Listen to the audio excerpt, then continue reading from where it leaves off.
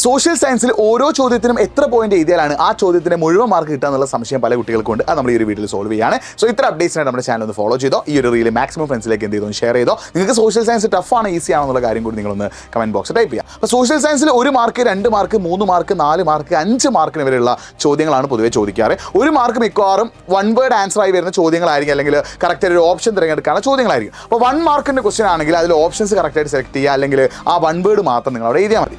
2 മാർക്കിൻ്റെ ചോദ്യങ്ങളാണെങ്കിൽ മിനിമം നിങ്ങൾ 2 പോയിന്റ് എങ്കിലും അതിന് ആൻസർ ആയിട്ട് എഴുതിയിരിക്കണം. അപ്പോൾ 2 മാർക്കിന്റെ ചോദ്യങ്ങൾക്ക് പൊതുവെ 2 പോയിന്റ് എഴുതിയാൽ മതി. അതിന്റെ കൂടെ തന്നെ ക്വസ്റ്റ്യനിൽ പറയുന്ന കാര്യങ്ങൾ സ്പെസിഫൈ ആയിട്ട് എഴുതാൻ ശ്രമിക്കുക. 3 മാർക്കിന്റെ ചോദ്യത്തിന് പൊതുവെ 3 പോയിന്റ് ആണ് ആൻസർ ചെയ്തത്. പക്ഷേ പുതിയ ക്വസ്റ്റ്യൻ പാറ്റേൺ അനുസരിച്ച് 3 പോയിന്റുകൾ നിങ്ങൾ വിശദീകരിച്ച് എഴുതാൻ തയ്യാറാണ്. 3 മാർക്കിന് 3 പോയിന്റ് വിശദീകരിച്ച് എഴുതിയാൽ മാത്രമേ 3 മാർക്ക് കിട്ടുള്ളൂ. 4 മാർക്കിന്റെ ചോദ്യങ്ങളാണ് പൊതുവെ മാത്സ് ഫോളോയിങ് മാപ്പ് മാർക്കിംഗ് ഒക്കെ വരിക. Maths following correct maths following correct ആക്കി ചെയ്താൽ മാപ്പ് മാർക്കിംഗ് ആ മാപ്പ് കറക്റ്റായിട്ട് മാർക്ക് ചെയ്ത് കൊടുക്കുക. അതിന് പുറമെയുള്ള ചോദ്യങ്ങളാണെങ്കിൽ 4 പോയിന്റുകൾ നിങ്ങൾ വിശദീകരിച്ച് എഴുതുക എന്നുള്ളത് വളരെ വളരെ ഇമ്പോർട്ടൻ്റ് ആട്ടോ. 4 മാർക്കിന്റെ ചോദ്യത്തിന് 4 പോയിന്റുകളും വിശദീകരിച്ച് ചെയ്താൽ എന്നുള്ളത് വളരെ വളരെ ഇമ്പോർട്ടൻ്റ് ആണ്. പിന്നെ 5 മാർക്കിന്റെ എസ്സേ ക്വസ്റ്റൻ ആണ് വരിക. എസ്സേ ക്വസ്റ്റിന് പൊതുവെ ഹിന്റുകൾ ഉണ്ടാകും. 2-3 കാര്യങ്ങൾ എക്സ്പ്ലെയിൻ ചെയ്യാനായിരിക്കും ചോദ്യം വരിക. ഫോർ എക്സാമ്പിൾ പറയുകയാണെങ്കിൽ നിങ്ങളോട് ഹ്യൂമനിസം അല്ലെങ്കിൽ മാനവികതയുടെ സവിശേഷതയും അതുമായിട്ട് ബന്ധപ്പെട്ട കാര്യങ്ങളിലും എക്സ്പ്ലെയിൻ ചെയ്യാൻ പറയുകയാണെങ്കിൽ 2-3 എക്സ്ട്രാ ഹിന്റുകൾ ഉണ്ടാവും.